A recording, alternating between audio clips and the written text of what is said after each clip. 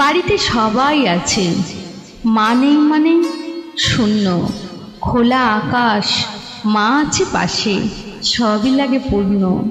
প্রথম যখন হাঁটতে শিখি মায়ের আঙুল ধরি, মায়ের হাতটি ধরেই আমরা জীবনটাকে গড়ি।